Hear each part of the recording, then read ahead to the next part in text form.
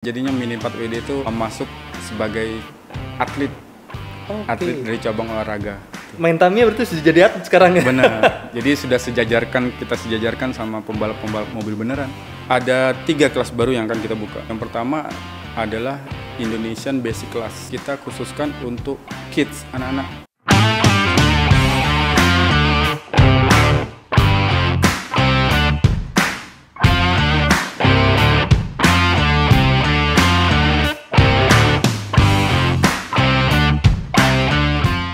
Selamat siang teman-teman semua, kembali lagi di konten Track In. Sekarang kita sudah sama Ketua Komisi IMI 4WD, Bapak Hendra Lusmana. Halo. Gimana kabar Bapak Hendra? Baik, selamat. Langsung ya kita Pak Hendra ya, Oke. kan kemarin tuh abis ngadain Kejurnas ya, Kejurnas Iya, MIDI 4WD benar. dengan kelas IDC. IDC. Boleh di-share nggak sih Pak Hendra tuh gimana selama 3 hari balapan, terus keseruannya seperti apa gitu? Boleh di-share ke teman-teman? Kemarin Kejurnas kemarin kalau bisa dibilang sih seru ya, rame. Rame. Di situ saya bertugas sebagai steward. Jadi di IMI sendiri itu untuk Mini 4WD itu kita punya 3 steward. 3 steward, kemudian ada 3 scooter, racing director, racing note. Jadi memang itu komplit balapan. Dan balapan kemarin itu sangat seru. Ada sekitar 20 tim. 20 tim? 20 tim. 20 tim itu satu tim maksimal 10 orang. Jadi kalau dikira-kira 200 orang. Ada 200 orang di dalam 200 satu orang. tempat ya? Iya. Nah, kemarin itu kan temanya, bukan tema sih, jatuhnya adalah kejuaraan nasional kan? Berarti memang diikuti oleh hampir seluruh daerah ya berarti ya? Benar. Kemarin itu kalau kita data sih ada sekitar 10 provinsi ya. 10 provinsi? 10 provinsi. Oke, banyak juga berarti ya. Berarti memang orang tuh masih pengen mengikuti Kejurnas ini ya? Sangat pengen. Apalagi dengan adanya Mini 4WD masuk ke dalam organisasi IMI, Oke. Ikatan Motor Indonesia. Dan memang sudah ada skuter yang mau ngapain lagi gitu, Iya, curang kan?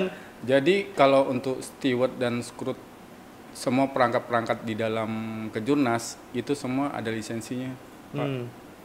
Dan ngambil lisensinya nggak gampang kan, harus Ngambil ada tes. lisensinya juga mereka harus mengikuti seminar dan uji kompetensi.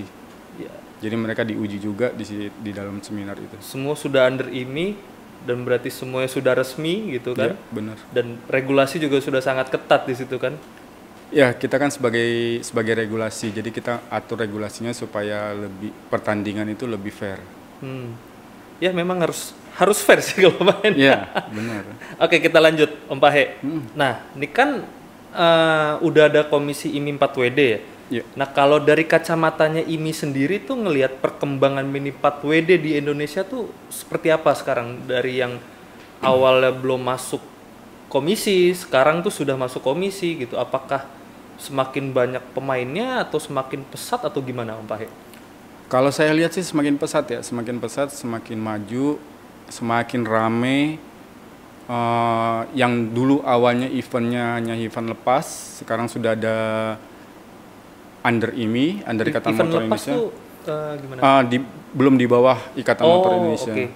Nah, setelah masuk ke dalam Ikatan Motor Indonesia, regulasinya kita perbaikin, kita sempurnakan. Jadi lebih tertata, lebih profesional lagi di situ. Oke, berarti memang sudah terstruktur dan harus mengikuti Ya, ya. Jadi biar mau dari Aceh kayak mau dari Papua gitu, kalau main dengan regulasi yang sudah dibuat ini seragam. Seragam. Berarti ya. Kalau kita pengennya satu Indonesia itu dengan satu regulasi, Dengan satu regulasi. dengan satu aturan main juga gameplaynya. Oke. Ya berarti semua sudah seragam gitu kan. Jadi ya Kalau bisa kita seragamkan semua. seragamkan semua. Oke. Kan berarti sudah di under IMI, berarti kejuaraan nasional juga sudah di under IMI. Nah, yang sudah dilakukan oleh IMI itu sudah melakukan berapa kali kejurnas? Kalau untuk Kejurnas Ikatan Motor Indonesia itu karena Komisi Mini 4WD baru secara resmi masuk ke Ikatan Motor Indonesia itu di tanggal 10 September 2021, sampai sekarang baru 2 seri. 2 seri. Dua seri dengan satu serinya untuk yang tahun 2021 itu ada 4 putaran. 4 putaran. 4 putaran kita sudah dapat juara umum di kelas side damper kelas waktu itu, Kejurnas seri satunya. Oh, pada saat pertama kali itu dengan nama side damper class. Side damper kelas itu kita ada 3 juara umum. Itu kalau nggak salah juara satunya itu Dolphin, juara 2-nya tim Ultraman, juara 3-nya tim Bosku. Nah itu 3-3-nya di tahun 2022 kita kasih penghargaan di IMI Award. Oh, mereka masuk ke dalam IMI Award ya? Ya, jadi juara umum nasional kita kasih penghargaan. Tujuannya apa? Supaya mereka lebih semangat lagi untuk mengukir prestasi. Oke. Gitu. IMI Award tuh yang dilakukan oleh IMI di akhir tahun kan ya? Iya, Yang benar. ngasih semua penghargaan bagi seluruh atlet seluruh kendaraan atlet bermotor. ya? Kendaraan Benar. bermotor. Oke, jadi balapan mobil, balapan motor gitu. Juga. Berarti satu semua ada di dalam situ semua ya? Benar. Under jadi, IMI. Under IMI. Nah, sekarang kan jadinya Mini 4WD itu masuk sebagai atlet dari cabang olahraga. Oke. Bisa dibilang seperti itu. Main Tamiya berarti sudah jadi atlet sekarang ya? Benar. Jadi sudah kita sejajarkan sama pembalap-pembalap mobil beneran. Pembalap mobil beneran. Ya, walaupun tidak kita setir ya. Iya, benar. Kalau balap mobil kan nyetir sendiri. Benar. Kalau Tamiya kan nggak disetir sendiri gitu kan. Nah, setelah kejuaraan kejurnas yang seri pertama selesai, kita lanjut ke seri kedua. Seri kedua di tahun 2023 ini. Tahun ini berarti? Tahun ini, itu kita adakan 5 putaran. Oh, lebih banyak satu ya? Lebih banyak satu lagi. 5 putaran. 5 putaran. Yang berakhir kemarin? Berakhir kemarin, tanggal 8 sampai 10 Desember ya. Itu makanya nanti akan ada IMI Award juga.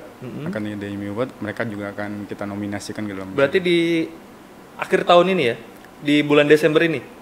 Ya, bisa jadi di akhir tahun. Masih belum ada ini ya? Belum ada pengumuman resmi dari Ikatan Motor Indonesia kapan diselenggarakan IMI Award-nya.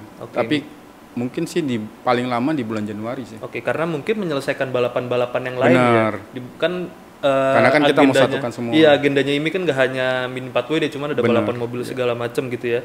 Oke, kita lanjut, Om Pahe.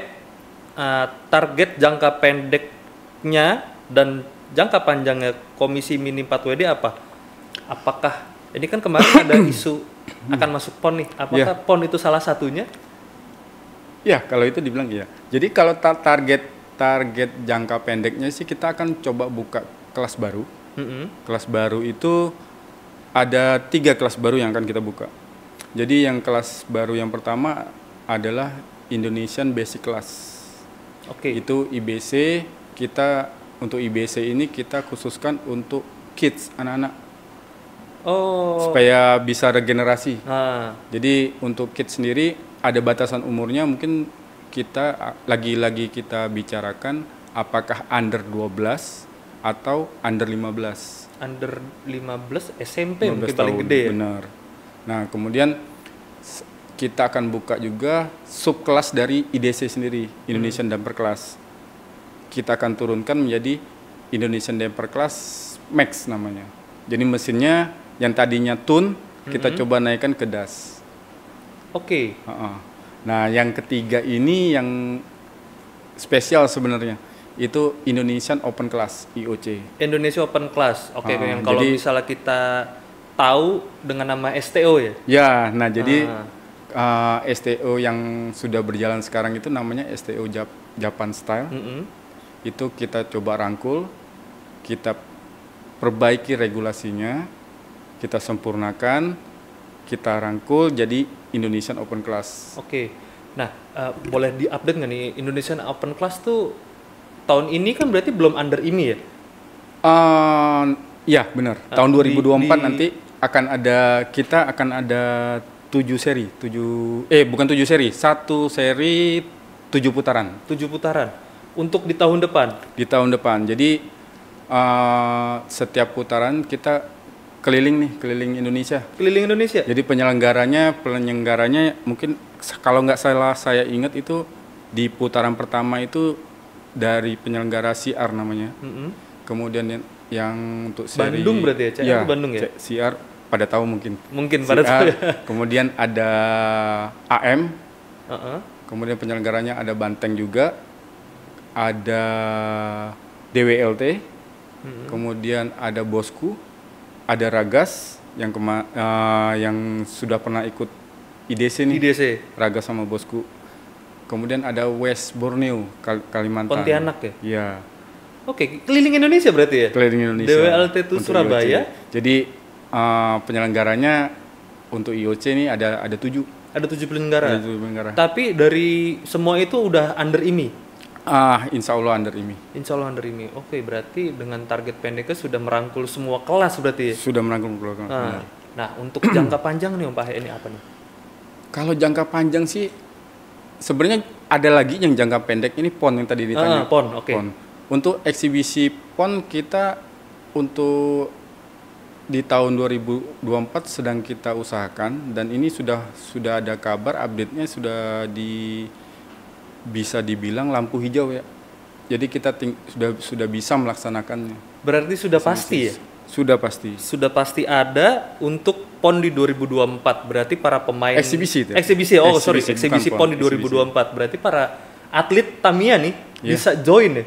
Bisa. Nah, bisa mereka yang dari daerah itu untuk bisa mengikuti eksibisi PON tuh nanti kita akan adakan seleksi di tiap provinsinya. Bisa jadi seperti itu. Jadi nanti setiap provinsi ini akan menyeleksi dua racer di 2 kelas.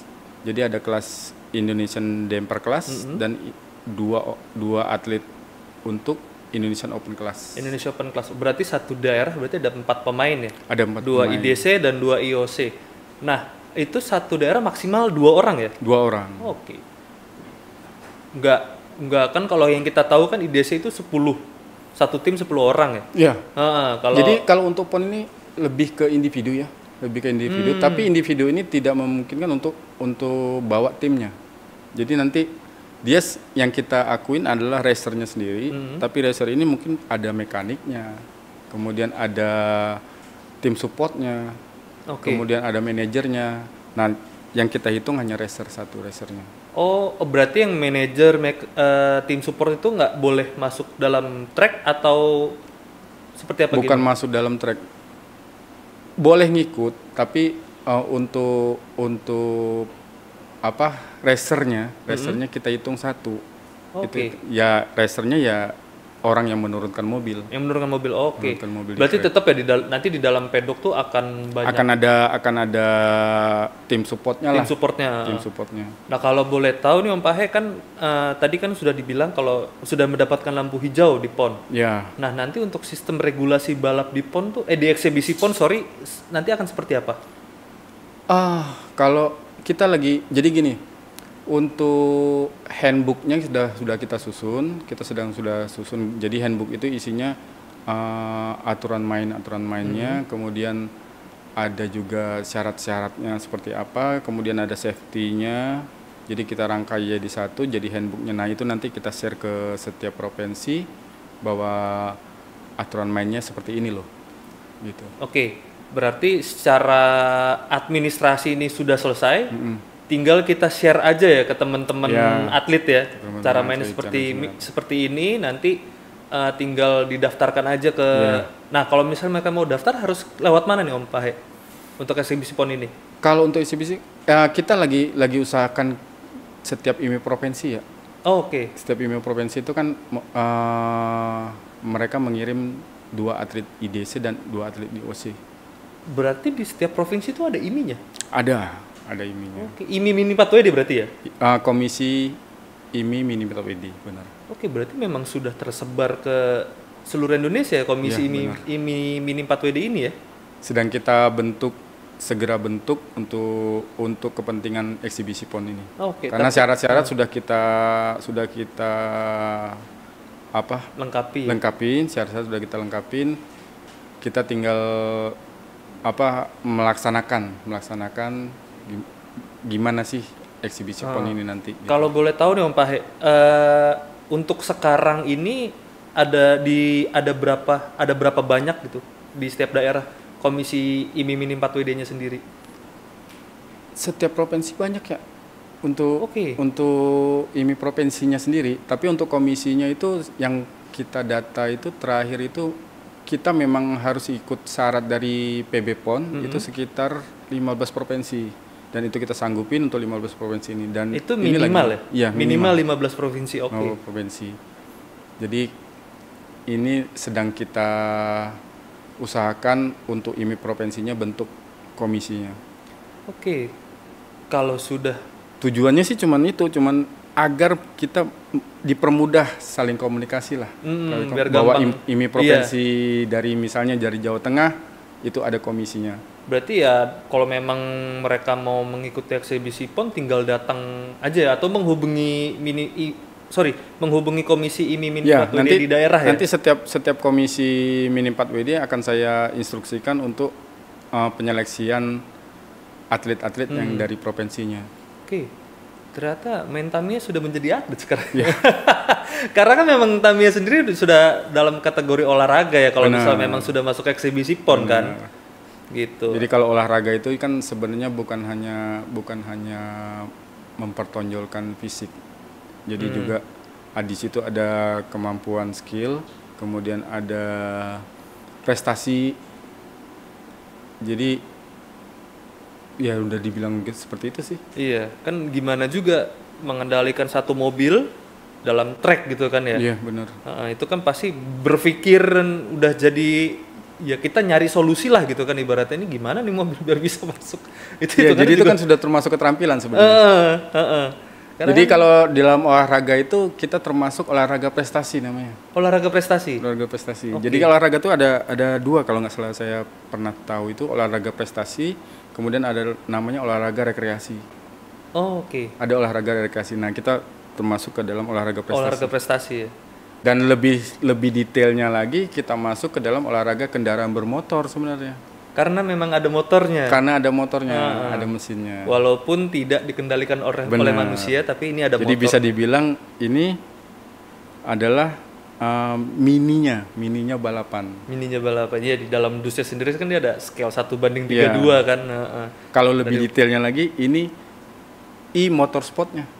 E-motorsport. Iya, karena kan tidak ada supir dan hanya dikendalikan sama baterai, dinamo, sama kemampuan setting dari playernya. Dari playernya sendiri ya? Benar, dari pemainnya. Ya nggak ada supirnya gimana kan paling dia nabrak trek kan. Intinya main Tamiya itu kan menabrak trek kan. Nah itu gimana pinter-pinternya dari seorang racer untuk menyeting mobilnya. Jadi dia melihat apa sih yang ada obstacle-nya di trek ini. Bagaimana sih melewati obstacle-nya. Jadi lebih ke situ. Iya sih. Ya kalau kita lihat ya dengan mata awam gitu kan ya mobil begini doang gitu kan taruh trek kekencengan tinggal nurunin baterai ya kan ibaratnya gitu kan cuman kan nggak cuma asal nurunin baterai kan sebenarnya kan. Benar. Jadi ada taktiknya lah. Ada taktiknya mesti gimana caranya nurunin gear gitu kan gimana cara mungkin ganti roller gitu kali ya karena kan memang dari Mini 4 WD sendiri kan ada beberapa ukuran kan untuk rollernya sendiri dan dari ban pun juga ada roller beberapa macam-macam ukuran, ada kan? yang dari mulai 8 mili sampai ke 19. Paling besar 19 ya. 19. Kalau nggak salah saya ini ya. Sebenarnya main Tamiya tuh ada sisi beruntungnya nggak sih? Kan yang kita tahu yang sering saya denger ya kalau untuk di luar itu biasanya ada beginner's luck nih gitu kan. Ada orang-orang yang baru main tuh mereka bisa juara dengan keberuntungan gitu. Ada nggak sih sebenarnya kayak gitu? Jadi sebenarnya kalau di setiap pertandingan untuk faktor luck itu pasti ada. Pasti ada. Semua pertandingan apapun faktor luck itu pasti ada. Tinggal kitanya aja bagaimana memanfaatkan faktor luck itu menjadi sebuah bukan sebuah keberuntungan lagi tapi memang sudah jadi jalannya untuk Mini 4 WD ini untuk juara. Jadi faktor luck itu sebenarnya ada. Memang ada ya? Memang ada. Jadi tergantung kitanya sebenarnya. Tergantung gimana nyetingnya aja kan. Iya. Motor kenceng gak nih gitu kan. Benar. Motor kenceng gak nih, baterai kenceng gak nih gitu. Nah itulah yang dibilang harus lihat strategi baca dari track obstacle.